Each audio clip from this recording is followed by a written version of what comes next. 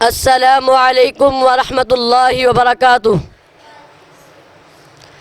الحمد للہ وحدہ والصلاة والسلام علی من لا نبی بعدہ، اما بعد فاعوذ باللہ السمیع العلیم من الشیطان الرجیم، بسم اللہ الرحمن الرحیم۔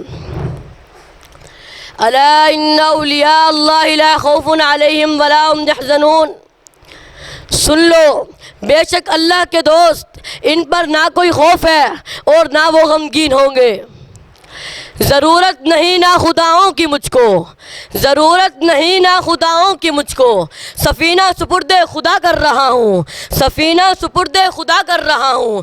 خدایا مجھے کامیابی عطا کر، خدایا مجھے کامیابی عطا کر، تیرے نام سے میں ابتدا کر رہا ہوں۔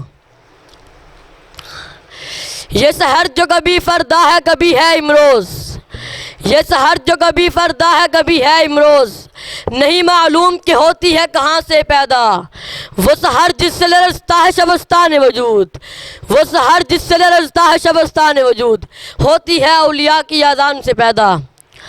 معلمین ذی وقار اور میرے ہم مکتب ساتھیوں، اس ایوان علم و دانش میں جن نفوس قدسیہ کے تذکار کو اپنی گفتار میں منتقل کرنا چاہتا ہوں، ان کی عظمت اس بات سے ہی عیاں ہے۔ آج دشت و جبل میں، بحر و بر میں، زمین و آسمانوں میں، عرب کے ریگستانوں میں، محسوسات کے مہگار گلستانوں میں، فکر و تدبر کی روشن وادیوں میں، شعراء کی مدح ترازیوں میں، ادیبوں کی نوازیوں میں، خطیبوں کی تکلم بازیوں میں، ان کے نام دنیا کے عظیم ہستیوں کی حیثیت سے جگمگاتے نظر آتے ہیں۔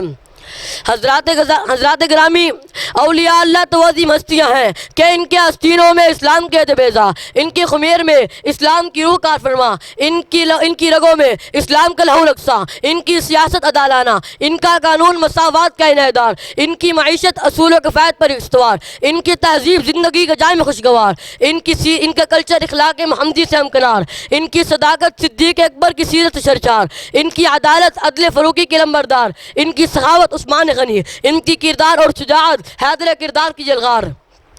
الغرض ان کی پوری زندگی الذین آمنوا وکانوا یتقون، بے شک وہ لوگ جو ایمان لائے اور بچا کرتے ہیں۔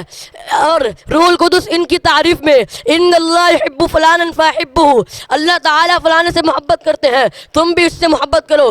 اور فإن ذکرنی فی نفسی ذکرتہ فی نفسی، جب وہ مجھے اپنے دل میں یاد کرتا ہے تو میں بھی اسے اپنے دل میں یاد کرتا ہوں، کہہ کر پھول نشاور کرتے نظر آتے ہیں۔ قرآن ان کی عظمت کے ترانے، اللہ ولی الذین آمنوا یخرجہم من الظلمات الی النور، اللہ ان لوگوں کا دوست ہے جو ایمان لائے، وہ انہیں اندھیروں سے نکال کر روشنی کی طرف لاتا ہے۔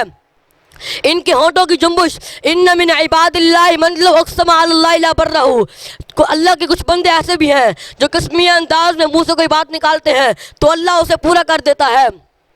ان کی اعداء کی تدبیریں، من عادی لی ولیًا فقد آذنتہ بالحرب، جس نے میرے کسی ولی سے دشمنی کی اسے میری طرف سے اعلان جنگ ہے۔ ان کے جنود کائنات جدھر گئے، الا تنصروا فقد نصرہ اللہ، تو اگر تم اس کی مدد نہ کرو تو بلا شبہ اللہ نے اس کی مدد کی۔ اس کے تحت نصرت ان کے قدم چومنے خود آگے بڑھی، ان کی نگاہیں جدھر گئی کائنات مسخر ہوتی چلی گئی۔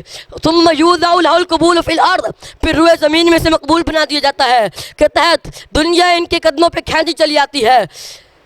الغرض ان کی عظمت کے ڈنگے فرش زمین پر ہی بجے اور عرش بری سے صدا آئی، الا ان اولیاء اللہ لا خوف علیہم ولا هم یحزنون۔ سن لو، بے شک اللہ کے دوست، ان پر نہ کوئی خوف ہے اور نہ وہ غمگین ہوں گے۔